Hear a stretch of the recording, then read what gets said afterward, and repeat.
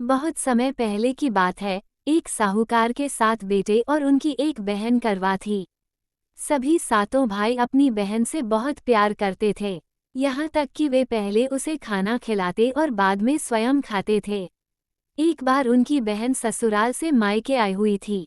शाम को भाई जब अपना व्यापार व्यवसाय बंद कर घर आए तो देखा उनकी बहन बहुत व्याकुल थी। सभी भाई खाना खाने बैठे और अपनी बहन से भी खाने का आग्रह करने लगे, लेकिन बहन ने बताया कि उसका आज करवा चौथ का निर्जल व्रत है और वह खाना सिर्फ चंद्रमा को देखकर उसे अर्घ्य देकर ही खा सकती है। चूंकि चंद्रमा अभी तक नहीं निकला है, इसलिए वह भूख प्यास से व्याकुल हो उठी है।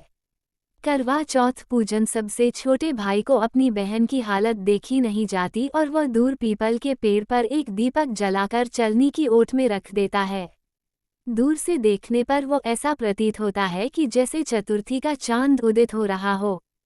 इसके बाद भाई अपनी बहन को बताता है कि चांद निकल आया है, तुम उसे अर्घ्य देने के बाद भोजन कर सकती हो। बहन खुशी के मारे सीढ़ियों पर चढ़कर चांद को देखती है, उसे अर्घ्य देकर खाना खाने बैठ जाती है। वो पहला टुकड़ा मुंह में डालती है तो उसे छींक आ जाती है।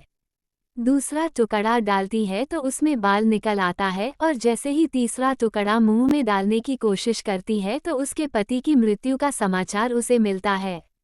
वह बौखला जाती है। उसकी भाभी उसे सच्चाई से अवगत कराती है कि उसके साथ ऐसा क्यों हुआ। करवा चौथ का व्रत गलत तरीके से टूटने के कारण देवता उससे नाराज हो गए हैं और उन्होंने ऐसा किया है।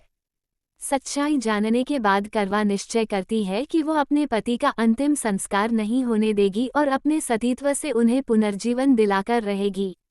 वह पूरे 1 साल तक अपने पति के शव के पास बैठी रहती है, उसकी देखभाल करती है। उसके ऊपर उगने वाली सुईनुमा घास को वो एकत्रित करती जाती है। 1 साल बाद फिर करवा चौथ का दिन आता है। उसकी सभी भाभियां करवा चौथ का व्रत रखती हैं। जब भाभियां उससे आशीर्वाद लेने आती हैं तो वह प्रत्येक भाभी से यम सुई ले लो, पिय सुई दे दो, मुझे भी अपनी जैसी सुहागिन बना दो, ऐसा आग्रह करती है। लेकिन हर बार भाभी उसे अगली भाभी से आग्रह करने का कह चली जाती है।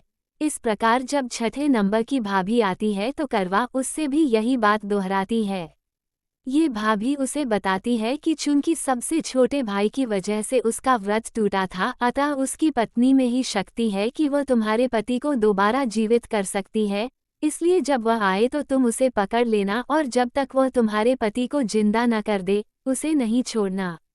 ऐसा कहकर वह चली जाती है। सबसे अंत में छोटी भाभी आती है। करवा उनसे भी सुहागिन बनने का आग्रह करती है, लेकिन वह टालमटोली करने लगती है। इसे देख करवा उन्हें जोर से पकड़ लेती है और अपने सुहाग को जिंदा करने के लिए कहती है। भाभी उससे छुड़ाने के लिए नोचती है, खसोटती है, लेकिन करवा नहीं छोड़ती है। अंत में उसकी तपस्या को देख भाभी पसीज जाती है और अपनी छोटी अंगुली को चीरकर उसमें से अमृत उसके पति के मुंह में डाल देती है। करवा का पति तुरंत श्री गणेश कहता हुआ उठ बैठता है। इस प्रकार प्रभु कृपा से उसकी छोटी भाभी के माध्यम से करवा को अपना सुहाग वापस मिल जाता है। हे श्री गणेश मां गौरी, जिस प्रकार करवा को चिर सुहागन का वरदान आपसे मिला है, वैसा ही सब सुहागिनों को मिले।